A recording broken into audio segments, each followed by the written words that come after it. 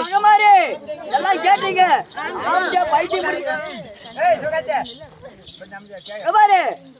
பைத்தியம் முடி திரிஞ்சு கிடக்கிறான். தெருத்துருவா சாம்பல் எடுத்துட்டு மண்ணை எடுத்துட்டு கிடக்கிறான். ஏதோ என்ன அவன் சோறு வாங்கி கொடுக்கணுமா?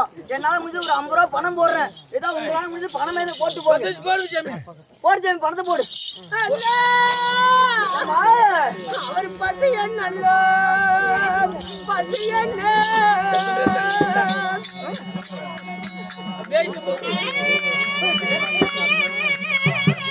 பணம் போடு.